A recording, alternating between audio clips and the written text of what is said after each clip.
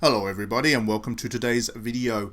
We are looking at Megadimension Neptunia VII today, and the reason we are doing so is that it is available on Nintendo Switch. Finally. It has been available on other platforms for quite some time, so the Switch version is very late in coming. But the good news is that it is worth the wait. The port was handled by Ghostlight, who previously brought Fairy Fencer F to the console. And while Fairy Fencer F did have some issues in terms of its graphical fidelity on the Nintendo Switch, the good news is that perhaps because the engine works better with Megadimension Neptunia, or perhaps Ghostlight has just become more familiar with the Switch hardware, but whatever the reason, the quality of this port is much better. In fact, I would say that this would probably be my favourite version of this particular game, simply because it is now portable and I can play with Nep Nep and her friends on the go. I'm not going to review it though.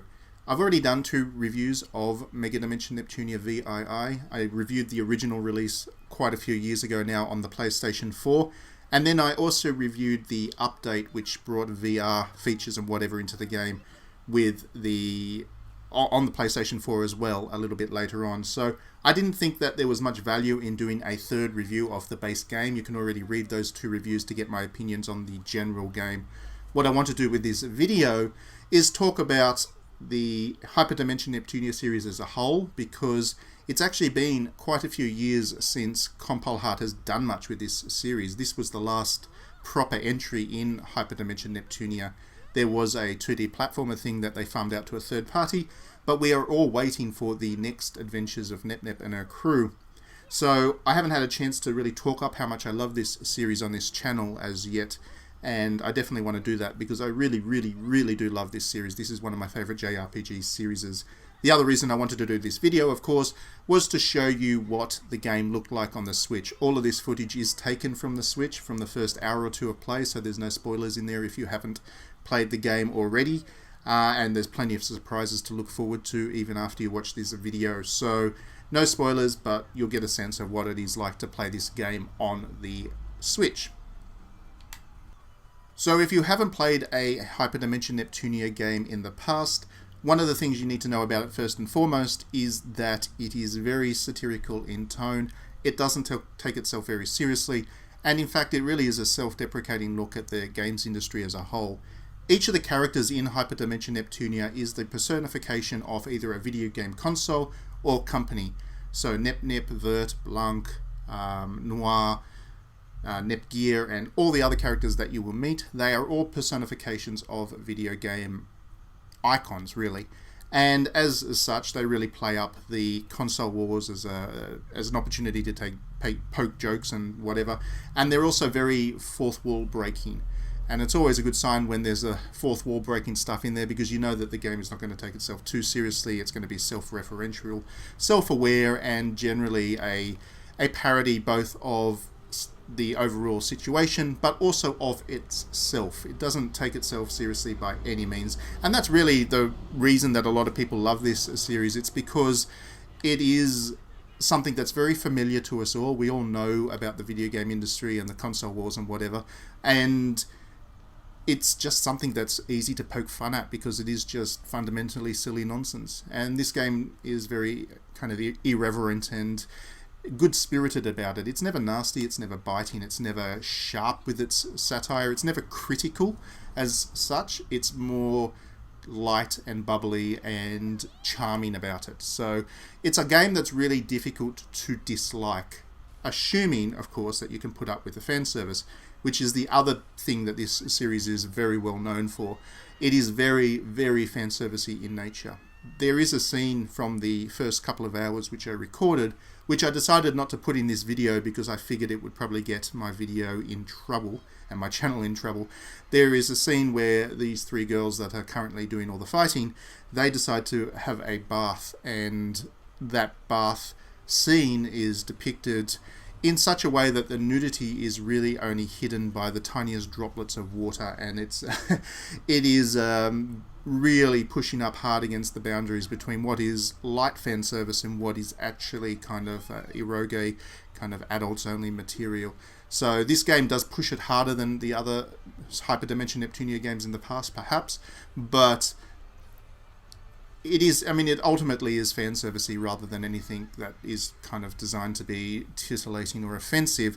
But yeah, it does push against those boundaries. And for some people, that is not what they're looking for in their video games, and fair enough, you know. You don't have to like that stuff if you don't want to. But what it does mean is that these games do have a bit of an unfair reputation for not being good games, and they are certainly budget, and they are certainly fan servicey, so they do appeal to that crowd. But to suggest that they're not good games on those bases is probably a little bit misleading, particularly by the time it got to Megadimension. So the original Hyperdimension Neptunia, which was released on the PlayStation 3 quite a long time ago now, that game was very raw and needed a lot of work. They actually started to work on it very heavily, so by the time the second one came around, also on the PlayStation 3, the series was in a much better place, and it's gone from strength to strength since. By the time you get to this one, it's actually got a lot of really interesting elements about it. The big giant boss battle, which you saw previously, that is a really interesting way of doing boss battles. This game has a huge range of skills that you learn for each of your characters. It's got a tactical turn-based style grid where you really need to concentrate on how you position your characters around the battle map. And it also pulls through a lot of its humor into that combat, so the combat never gets dull either. So the third thing that this series is really famous for is the wild variety of the enemies. You start off by fighting Space Invader clones, basically. They're just like pixel invaders. They're exactly, you know exactly where they've come from. But it doesn't take long for the series to really start to reference every kind of nonsense thing. It can imagine in the video game industry there are pipes, which are reminiscent of the Super Mario Brothers pipes. They are an enemy, not Mario, not any of the Mario characters, the pipe itself. There are also actual screenshots of games, which are enemies. And that variety, every time you go into a dungeon, you will fight a whole bunch of different types of enemies, and they are ludicrous, and that's a big part of the appeal of the game. And it actually helps you to want to explore the environments and fight the enemies because they're just funny, and you've moved on to the next set of enemies before that humor has a chance to die away. So I would say that the game's pretty well paced. It does have some issues in terms of its difficulty. It has some difficulty spikes which can require some pretty heavy grinding, but I think Compile Heart assumed that people that would be into these kinds of really niche JRPGs would not be against grinding. I certainly don't mind it, and I think that most players would not, but that is an issue that you need to be aware of if you are a more casual JRPG fan and were looking into this for some reason. But really, it is just so charming. That's what I love about Hyperdimension Neptunia. It is good-natured charming. It has its fan service, but it's not trying to be uncomfortably erotic. It's not trying to be that kind of super fan servicey stuff that turns you on or whatever. It's just making fun of it, really, more than anything else. It's part of the sense of humor that the game has, and it's very light and bubbly fan service, no matter how kind of fleshy it gets at points. The combat is inoffensive. The characters have this great fourth wall breaking habit, which makes you just really enjoy them. There are the environments are great.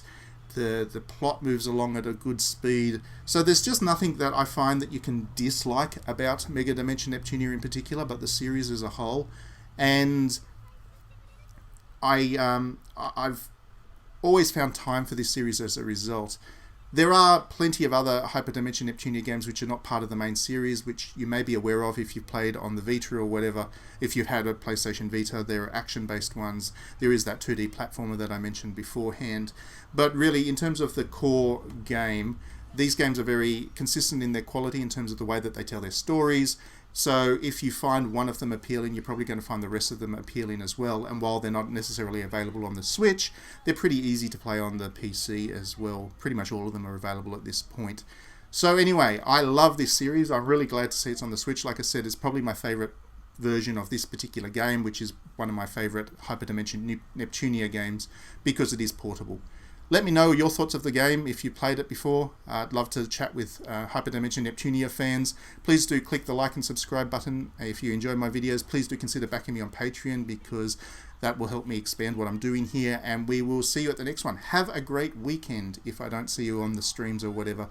It is now Friday, so have a great weekend. Play Hyperdimension Neptunia. Be happy.